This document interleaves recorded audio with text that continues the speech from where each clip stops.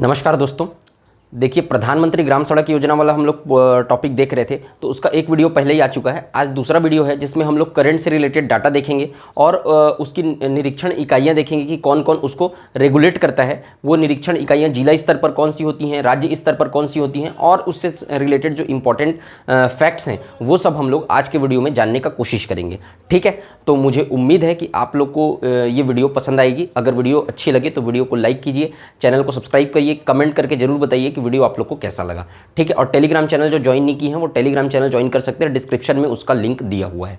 ठीक है, तो बिना टाइम वेस्ट किए हम लोग आज के वीडियो स्टार्ट करते हैं। ठीक, पहले थोड़ा सा रिवीजन कर लेते हैं प्रधानमंत्री ग्राम सड़क योजना का जो एक वीडियो पिछला आया था उसको। देखिए, 3 फेस आए थे। पहला कब लॉन्च किया गया ये योजना? 25 दिसंबर सन 2000 को। अटल बिहारी वाजपेयी का जन्म दिवस है 25 दिसंबर, उसको सुशासन दिवस के रूप में भी मनाया जाता है। देखिए, मैं जो जो बोल रहा हूँ आप लोग नोट कर सकते, तो पॉइंट पॉइंट करके नोट कर लीजिएगा। ठीक है, तो 25 दिसंबर सन 2000 को इसका ये जो योजना है वो लॉन्च की गई वाजपेयी सरकार के टेन्योर में, और 25 दिसंबर को अटल बिहारी वाजपेयी का जन्म दिवस भी है। उस दिन को सुशासन दिवस के रूप में मनाया जाता है। ठीक है, तो इसका पहला फेस लॉन्च किया गया 25 दिसंबर सन 2000 को। पहले फेस के अंतर्गत क्या लाया गया? बारामासी सड़क से पूरा जोड़ने का स्कीम लाया गया। ठीक है, मतलब पूरे जो जितने भी ग्रामीण क्षेत्र हैं, पहला तो याद रखना कि ग्रामीण विकास मंत्रालय द्वारा ये योजना संचालित है। ठीक है, रूरल डेवलपमेंट मिनिस्ट्री, ग्रामीण विकास मंत्रालय द्वारा ये योजना संचालित है।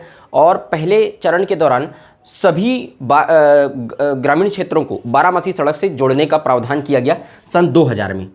ठीक है, तो बारामासी सड़क से जोड़ना मतलब अनरिस्ट्रिक्टेड, अबाधित है ना। मतलब कि बारामासी सड़क का मतलब जो तीनों मौसम में काम आ सके। जैसे कि जो कुछ रोड होते थे, जो कच्चे रोड होते थे पहले, उसको भी एक सड़क के श्रेणी में आता है वो भी, लेकिन ऐसा सड़क नहीं, पक्का सड़क बनाना। पहला तो डामरीकरण वाला, और दूसरा क्या है? बारामासी सड़क। इसका मतलब वर्षा ऋतु में भी क्या हो, वो नदियों से अगर गुजरा है सड़क, तो छोटे छोटे पुल होते थे पहले, तो उसके ऊपर ब्रिज बनाना थोड़ा हाइट का, कि वो वर्षा ऋतु में क्या होगा, मतलब कि बरसात के समय वो डूबे ना, तो इसको कहेंगे बारामासी सड़क। तीनों ही मौसम पे काम आने वाले, ऐसा नहीं कि बरसात के समय वो सड़क ही डूब गया, तो इतना हाइट पे पुल बना देना उसके ऊपर जिसमें वो वर्षा ऋतु में डूबे नहीं, वो ये भी इसी के अंतर्गत आया गया। तो पहला चरण में क्या हुआ? सन 2000 में जो पहला चरण लॉन्च हुआ उसमें बारामासी सड़क से जोड़ने का। ठीक है, उसमें बहुत सारी सड़कों को जोड़ा भी गया। उसके बाद सन 2012 में देखिए, ये जो 2000 में जो पहला चरण लॉन्च हुआ है वो खत्म नहीं हुआ है अभी, वो 2019 में खत्म हुआ।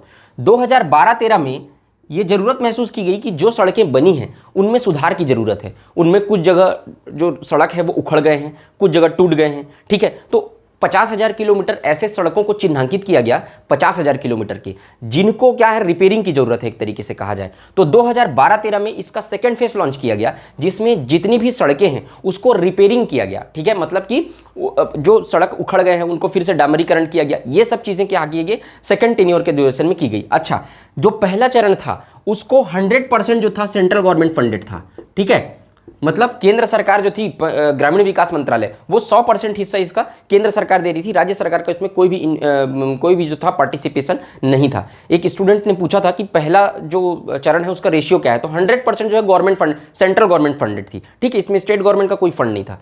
सेकेंड जो चरण लॉन्च हुआ, ठीक है, उसका क्या था? रिपेयरिंग करना सड़कों को। इसमें क्या था? 75-25 का रेशियो था। 75% फंड जो है वो गवर्नमेंट देती थी, सेंट्रल गवर्नमेंट, और 25% फंड जो थे वो स्टेट गवर्नमेंट देती थी। ये पूरा हम लोग डिटेल में कवर कर चुके हैं, मैं सिर्फ रिवाइज करवा रहा हूं आप लोग को। तो सेकंड क्या? उनको रिपेयरिंग करना। उसके बाद अब ये दोनों फेज कब खत्म हुआ? 2019 में। 2019 में सरकार चेंज हुई। ठीक है, तो 2019 में इसका थर्ड फेज लॉन्च किया गया।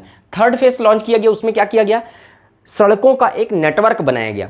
इसका मतलब क्या है? पहले क्या किया गया था? पहले चरण में एक तो सड़क बिछाना बारामासी, दूसरे चरण में क्या करना है? उसको सड़क को रिपेयरिंग करना, और तीसरा चरण में क्या किया गया?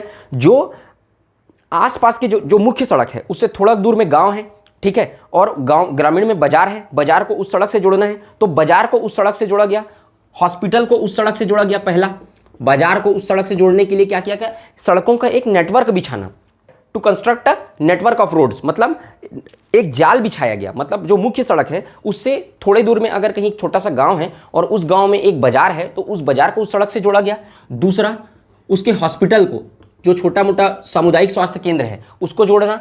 और तीसरा, उस गांव के स्कूल को जोड़ना। ठीक है, तो इन तीनों चीज़ों को जोड़ने के लिए, बाजार को, हॉस्पिटल को और स्कूल को, ये तीनों चीज़ों को जोड़ने के लिए रोड का एक नेटवर्क बिछाया गया थर्ड फेज के अंतर्गत। और इसमें गवर्नमेंट इसका कितना था, 60:40। सेंट्रल गवर्नमेंट फंडेड था, 60% जो हिस्सा था पैसे का वो सेंट्रल गवर्नमेंट दे रही थी, 40% जो हिस्सा है वो कौन दे रही थी, राज्य सरकार दे रही थी। ठीक है, तो तीनों फेज आप लोग को समझ में आ गया। अब इन 2012-13 से लेके, ठीक है, 2000, अच्छा यहाँ पे 90:10 किसका था, ये तो पता है आप लोग को। जो नॉर्थ ईस्ट के स्टेट्स हैं जहां डेवलपमेंट नहीं हुआ है, अति पिछड़े इलाके हैं, नक्सलाइड एरिया हैं, और ठीक है, तो उसमें 90:10 था, मतलब 90 सेकेंड फेज में 90% हिस्सा सेंट्रल गवर्नमेंट, 10% हिस्सा स्टेट गवर्नमेंट। इसके अलावा आप लोग को यह भी पता है कि फर्स्ट फेज के अंतर्गत ऐसे इलाके, ऐसे मैदानी क्षेत्र जो 500 की आबादी से ऊपर थे, उनको बारामासी सड़क से जोड़ना था पहले फेज में। और दूसरा पॉइंट क्या था इसका, ऐसे मरुस्थली नक्सलिज्म से प्रेरित और मरुस्थल नक्सलिज्म से प्रेरित और पहाड़ी इलाके जिनमें 250 की जनसंख्या से ऊपर है, 250 की जनसंख्या, उनको बारामासी सड़क से जोड़ना, ये फर्स्ट का मोटिव था। ठीक है, तो ये तीनों फेस हो गया आपका, तीनों फेस का रिवीजन हो गया एकदम। दूसरा फेस और तीसरा फेस, इन दोनों के बीच में 2016 में road connectivity for left wing extremist area, मतलब अति उग्रवादी, ठीक है, जो वामपंथी उग्रवादी क्षेत्र है, मतलब कि उसका मतलब क्या हुआ, आपको कल बताया था, वो पॉलिटिकल उसका जो डेफिनेशन था वो था। इसका एक मतलब ये भी है कि जो बॉर्डर एरियाज हैं जिसमें कनेक्टिविटी मतलब कि बहुत ज़्यादा स्ट्रांग चाहिए, कि कभी कभी जो है बॉर्डर से अगर कहीं दूसरे देश से हमला होता है तो अपन वहाँ पर कनेक्टिविटी इतनी अच्छी रहे कि आसानी से जो है उस सेंट्रल मिनिस्ट्री में या दिल्ली में या फिर किसी भी जगह पे कनेक्टिविटी कर सके, पहुंच बना सके, जल्दी वहां पे हमारी गाड़ी पहुंच सके, हमारा जो सेना है वह हमारी वो पहुंच सके। तो वहां पर क्या करना है, बहुत ज़्यादा अच्छा संचार व्यवस्था, वहां पर टेली कम्युनिकेशन बहुत अच्छी होनी चाहिए। दूसरी चीज़ क्या है, जो नक्सलाइड एरिया है वहाँ पर भी मानव को मतलब कि लोगों को खतरा है, तो वहाँ पर भी कनेक्टिविटी अच्छी होनी चाहिए। तो वामपंथी उग्रवादी का मतलब एक तरीके से नक्सलाइड समझ लीजिए। नक्सलाइड एरिया में और ऐसे एरिया जो बॉर्डर पे हैं जहाँ सिक्योरिटी स्ट्रांग होनी चाहिए, जहाँ नेशनल सिक्योरिटी का मुद्दा है, वहाँ पर सड़कों को जोड़ने के लिए वो जो स्कीम था 2016 में जो मैं आपको बताया था, road connectivity for left wing extremist area, वो वाला स्कीम लाया गया। उसमें से 9 राज्यों के 44 जिलों को जोड़ा गया था। वो सब मैं आपको कल जो के वीडियो में जो है बता चुका हूँ। ठीक है, तो इसका एक ओवरव्यू मिल गया आप लोगों को। ठीक, ग्रामीण विकास मंत्रालय की योजना है, ये चीज़ भी याद रखना। तो एक आप लोग को पूरा ओवरऑल ड्राफ्ट समझ में आ गया, ये बहुत अच्छी स्कीम है। ठीक है, इसके बाद इसका बेनिफिट्स और इसके प्रोज और कॉन्स दोनों देखेंगे। बहुत अच्छी भी है और कुछ मामलों में इंप्लीमेंटेशन में इसमें दिक्कत भी आ रही है, तो वो हम लोग जो है इस वीडियो के लास्ट में इसको भी देखेंगे। जुड़े रहिए वीडियो से और वीडियो को लाइक कीजिए अगर वीडियो पसंद आ रहा है तो। ठीक है, तो इसको हम लोग बेनिफिट्स और एडवांटेज डिसएडवांटेज को लास्ट में देखेंगे। अभी हम लोग जो देख रहे हैं वो इसका नेक्स्ट देखते हैं कल के वीडियो से आगे। ठीक है, अभी तो मैं इसका रिवीजन करवा रहा था। अब देखो, 9 अप्रैल 2014 जब फर्स्ट फेज और सेकंड फेज दोनों रनिंग था, 9 अप्रैल 2014 को नक्सल प्रभावित इलाकों में जिसकी जनसंख्या 100 से 249 है, देखिए ऐसे एरियाज, ठीक है, पहले क्या था, पहले चरण के दौरान ऐसे मैदानी क्षेत्र जहां जिसकी जनसंख्या 500 से ज़्यादा है वहां पर बारामासी रोड से जोड़ना है। और ऐसे पहाड़ी, मरुस्थली और नक्सलाइड एरिया जिनकी संख्या 250 या 250 से अधिक है, उनको क्या करना है, रोड कनेक्टिविटी से जोड़ना है, बारामासी सड़क से जोड़ना है। ये इसका स्कीम था। लेकिन 9 अप्रैल 2014 इस दिन ये स्कीम लाया गया, 9 अप्रैल को। इसमें एक एड ऑन किया गया कि नक्सल प्रभावित ऐसे जो क्षेत्र हैं जो नक्सल से प्रभावित है, नक्सली हिंसा से प्रभावित हैं, उनमें अगर जनसंख्या 100 से 249 के बीच भी है, इसके पहले क्या था, ये 250 से ज़्यादा है, तभी यहाँ पर बारामासी सड़कों से जोड़ा जाएगा। लेकिन अब ये ला दिया गया कि अगर उनकी जनसंख्या 100 से 249 के बीच है और वो नक्सल प्रभावित जिले हैं, तो उनको भी क्या किया जाएगा, रोड कनेक्टिविटी प्रोवाइड किया जाएगा प्रधानमंत्री ग्राम सड़क योजना के अंतर्गत। ठीक है, तो इसको भी याद रखना। ये कब लाया गया, 9 अप्रैल 2014 में लाया गया। ठीक, अब इसके तहत 7 जिले के 29 विकासखंड को जोड़ा गया इस कनेक्टिविटी से। इसका लाभ मिला। 7 जिले के 29 विकासखंड जहां पर जो नक्सलिज्म है वो बहुत ज़्यादा प्रभावित एरिया थे। ठीक है, उसके बाद 7 जिले के 29 विकासखंड को जोड़ा गया। ठीक, क्लियर। नेक्स्ट देखते हैं 25 दिसंबर सन 2015। इस दिन क्या हुआ, मेरी सड़क ऐप लॉन्च की गई। देखिए, कोई भी दिक्कत हो रही है आपके स्टेट में, कोई सड़क बनी है, वो सड़क उखड़ गई है, या आप लोग को ऐसा लगता है, पब्लिक को ऐसा लगता है कि वो सड़क में वो क्वालिटी मेंटेन नहीं की गई है जो ग्रामीण विकास मंत्रालय ने तय किया था। ठीक है, वो नॉर्म्स को फॉलो नहीं किया गया है, वहाँ अच्छी क्वालिटी का सड़क नहीं बना है, कोई धांधली हो रहा है, कोई करप्शन हो रहा है, अगर आप इसमें शिकायत करना चाहते हैं, जो आम पब्लिक है वो अगर शिकायत करना चाहती है, तो उनके लिए एक ऐप लॉन्च किया गया 25 दिसंबर सन 2015 को, मेरी सड़क ऐप।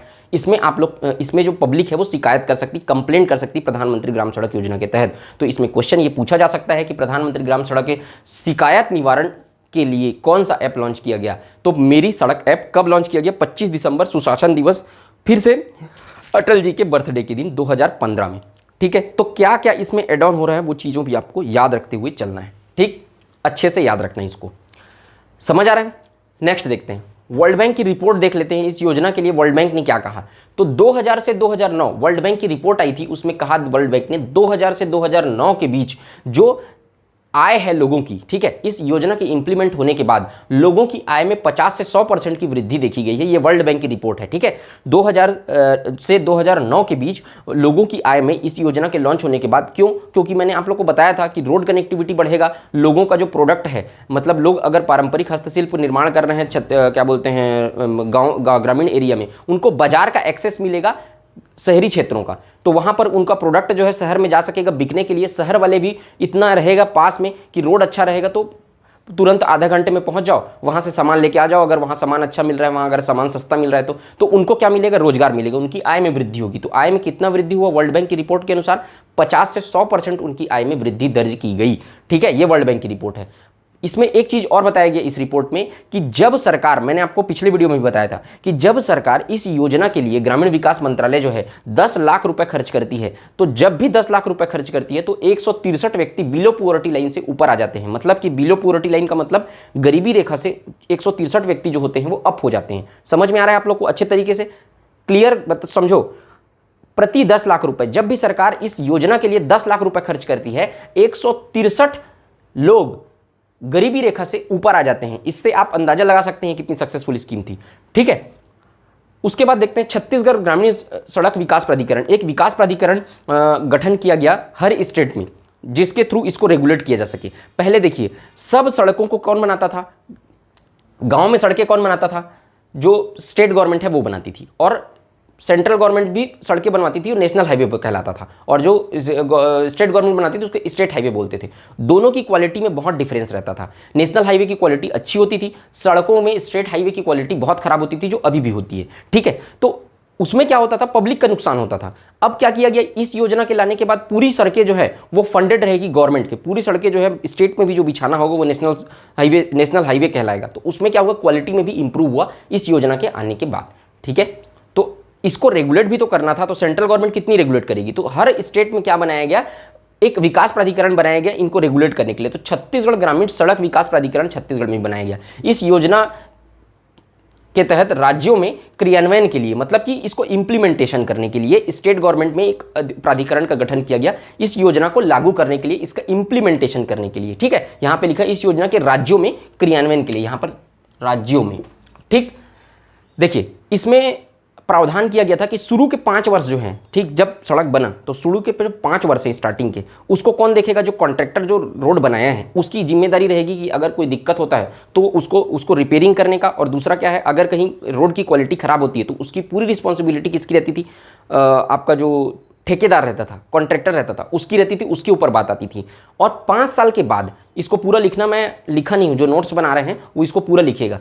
शुरुआत में 5 साल जो है वो कॉन्ट्रैक्टर यानी ठेकेदार की जिम्मेदारी होती थी उसको रिपेयरिंग करने का और उसकी पूरी रिस्पॉन्सिबिलिटी, ठीक है, उसको मेंटेन करने का। उसके बाद 5 साल के बाद, अगर 5 साल का काम खत्म हो गया है तो 5 साल के बाद जो है वो उसका विकास प्राधिकरण, जो ये छत्तीसगढ़ ग्रामीण सड़क विकास प्राधिकरण है, वो उसका मेंटेन करेगी और उसका मेंटेनेंस करेगी, उसकी रिस्पॉन्सिबिलिटी आ जाती है। तो 5 साल तक ठेकेदार और उसके बाद जो है वो विकास प्राधिकरण उसको सड़कों को मेंटेन करने का काम करेगा।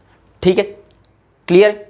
देखिए, सड़क प्रबंधन इकाई और एक इकाई का गठन किया गया, जैसे कि एक सड़क विकास प्राधिकरण था और एक बॉडी का इंट्रोड्यूस किया गया, सड़क प्रबंधन इकाई। इसको कहाँ किया गया? 5 क्षेत्र में इसको निर्माण किया गया। ये भी रेगुलेटिंग बॉडी है, ठीक है। ये भी वो जो है वो उसी की गुणवत्ता से संबंधित जो है वो चीज़ों को हैंडल करती है, उसी का वही काम है। सड़क प्रबंधन इकाई का गठन किया गया 5 क्षेत्रों में 2001 में। तो ध्यान रखना कि इसका सन याद रखना कि सड़क प्रबंधन इकाई का गठन कब किया गया, तो 2001 में किया गया। कितने क्षेत्रों में किया गया? 5 क्षेत्रों में किया गया। उस 5 क्षेत्रों में एक क्षेत्र जो था रायपुर भी था, इसलिए इंपॉर्टेंट है।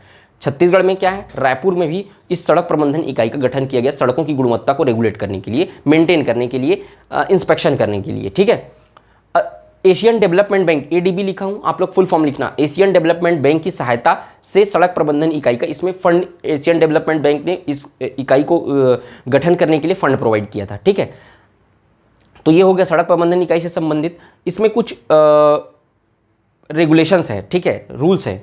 देखिए, जिस सड़क में वाहन संख्या 100 से कम है, कोई सड़क बना दिया गया, वहां पर वाहन जो है वो 100 से कम वाहन चलाने हैं उसमें, तो फिर क्या होगा, तो उसमें डामरीकृत सतह जो डामर हुआ रहेगा, ठीक है ना, जो डामर जो बिछा रहेगा वो 3 मीटर होना चाहिए, 3 मीटर, जहां पर 100 वाहन से कम चल रहा है। लेकिन अगर किसी सड़क में 100 वाहन से अधिक चल रहा है, ठीक है, 100 वाहन से ज़्यादा चल रहा है, तो वहां पर जो डामरीकृत सतह है, डामर के बाद बगल में और जगह छोड़ते हैं, तो डामरीकृत सतह जो है वो 3.75 मीटर होनी चाहिए। ये ग्रामीण विकास मंत्रालय का रेगुलेशन है। तो याद रखना, 100 वाहन जहाँ चल रहा है वहाँ पर डामरीकृत सतह 3 मीटर होनी चाहिए चौड़ाई, और जो 100 मीटर के वाहन से ऊपर चल रहा है वहाँ पर डामरीकृत सतह जो होनी चाहिए 3.7 मीटर होनी चाहिए।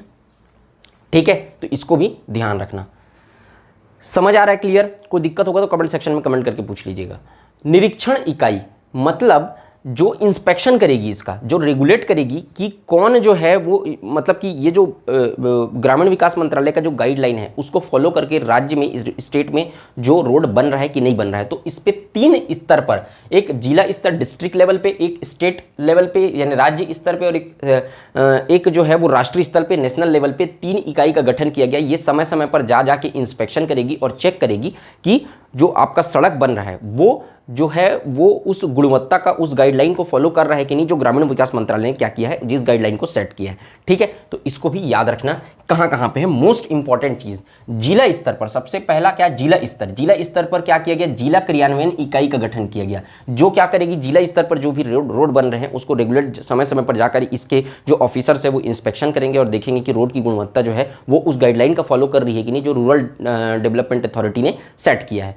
ठीक है, राज्य स्तर पर राज्य गुणवत्ता निरीक्षक ये जो रहेगा वो क्या करेगा, राज्य गुणवत्ता निरीक्षक जो है वो जाके राज्य स्तर पर, उसका रेगुलेटिंग अथॉरिटी रहेगा वो जाके चेक करेगा इंस्पेक्शन, और राष्ट्रीय स्तर पर राष्ट्रीय गुणवत्ता निरीक्षक। ठीक है, तो 3 रेगुलेटिंग बॉडी या आप कह लीजिए लोगों का नियुक्ति की गई। जिला स्तर पर जिला क्रियान्वयन इकाई, इसके ऑफिसर्स करेंगे, राज्य स्तर पर राज्य गुणवत्ता निरीक्षक करेगा, और राष्ट्रीय स्तर पर राष्ट्रीय गुणवत्ता निरीक्षक उसका इंस्पेक्शन करेगा। ठीक, ये तीनों को अच्छे से याद रखना आप लोग।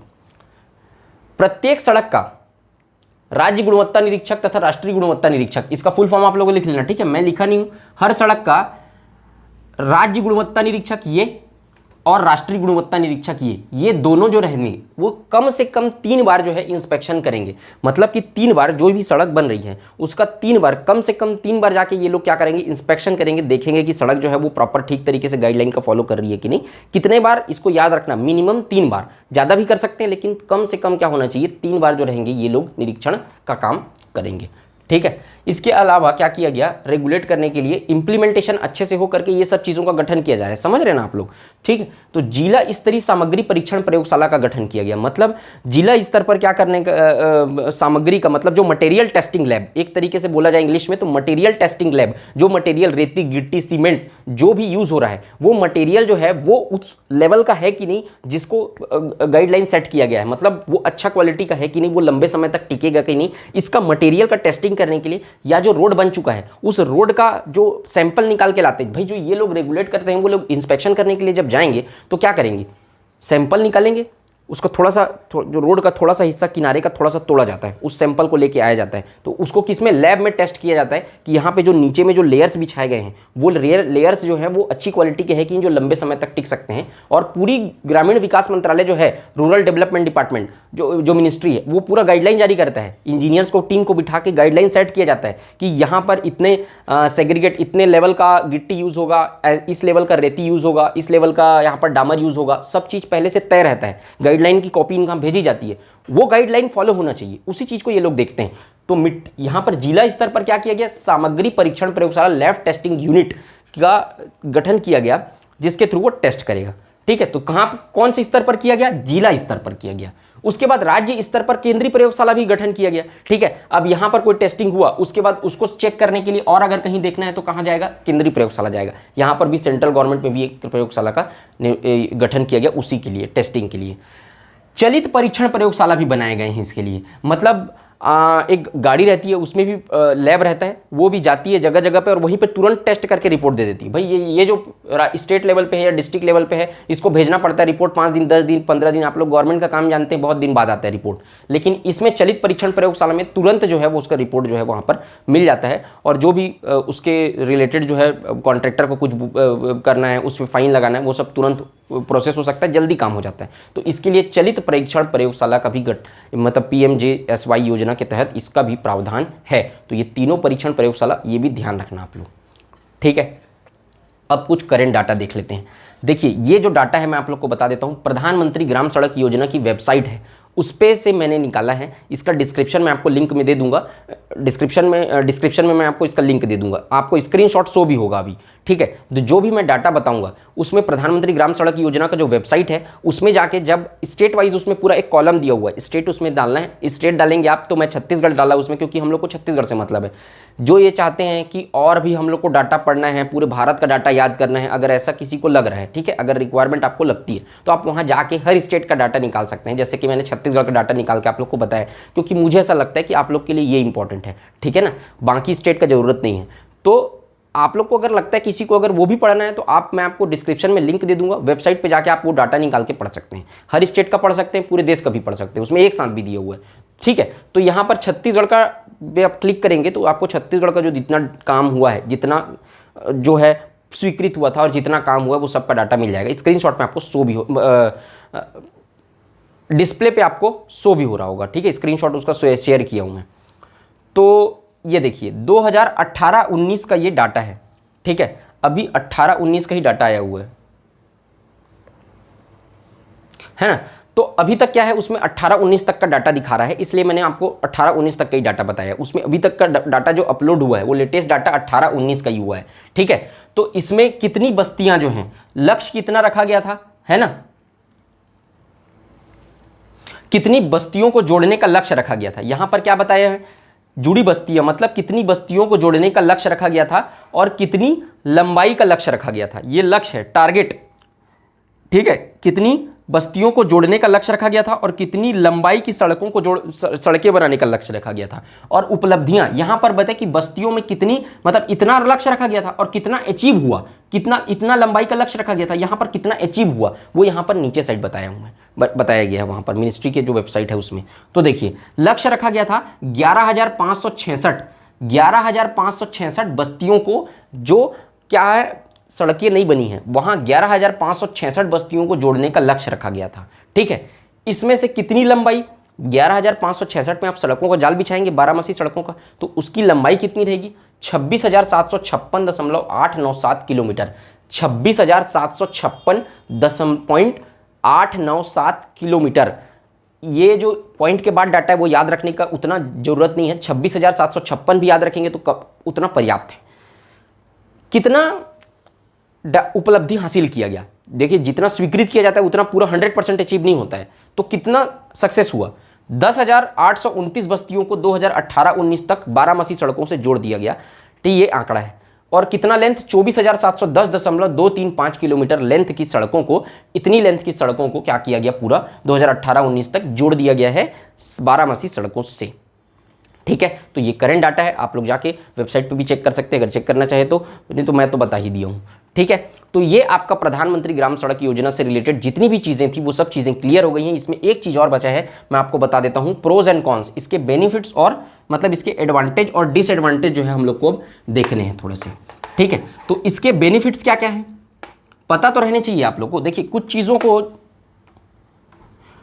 सिर्फ एग्जाम निकालने के लिए मत पढ़िए, इसलिए भी पढ़िए क्योंकि आपको नॉलेज भी होना चाहिए। इतनी सक्सेसफुल पॉलिसी है तो इसका नॉलेज भी होना चाहिए आप लोगों को कि क्या है, तो आपको जानने के लिए भी पढ़ो, ठीक है। क्यूरियोसिटी थोड़ा सा दिमाग में रखा करो। देखो इसके बेनिफिट्स क्या क्या है। पहला,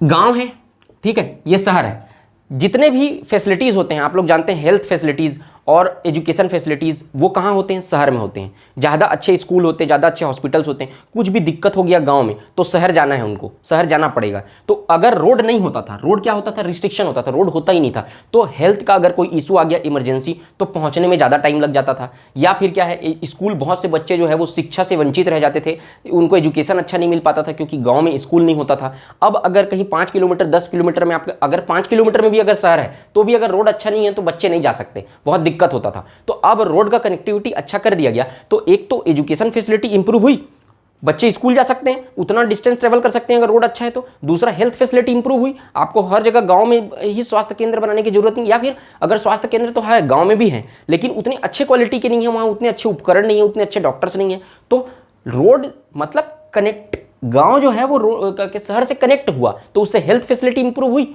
उससे एजुकेशन फैसिलिटी इंप्रूव हुई, पहला बेनिफिट। दूसरा, गांव के लोगों को यहां पर जो भी प्रोडक्ट बना रहे हैं उनको जो अर्बन एरिया मतलब शहर के मार्केट का एक्सेस मिला।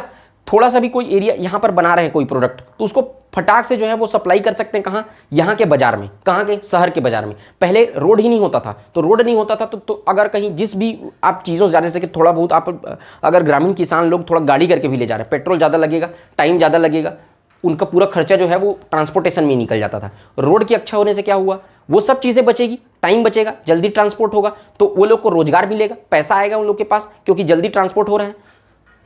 तीसरी चीज देखिए, इसमें क्या होगा कि जो इंडस्ट्रीज हैं जैसे कि फूड प्रोसेसिंग इंडस्ट्रीज आप लोगों ने देखी होगी, तो फूड प्रोसेसिंग इंडस्ट्रीज जो हैं वो आजकल बहुत डेवलप हो रही हैं। तो फूड प्रोसेसिंग इंडस्ट्रीज को रॉ मटेरियल कहाँ से मिलेगा, गांव से मिलता है। जो ऑर्गेनिक फूड है वो कहाँ डेवलप होंगे, गांव में होंगे। तो पहले क्या होता था कि जब सड़कें नहीं हैं अगर, तो शहर के लोग, शहर में जो इंडस्ट्रीज डेवलप हो रही है वो गांव में जाने से हिचकिचाती थी, वहाँ से लाना है, ट्रांसपोर्टेशन का कॉस्ट ज़्यादा हो गया, ठीक है। तो ट्रांसपोर्टेशन का कॉस्ट ज़्यादा हो गया तो क्या हुआ, अगर 10 किलोमीटर भी गाँव है लेकिन रोड नहीं है तो वहाँ पर जाके आप सामान को लाओगे, ग्रामीणों को पैसा कम देते थे, वो लोग सामान को लेके आते थे, ट्रांसपोर्ट में पैसा लग जाता था, जो कॉस्टिंग जो प्रोडक्ट निकलता था बन के उसका कॉस्ट ज़्यादा होता था।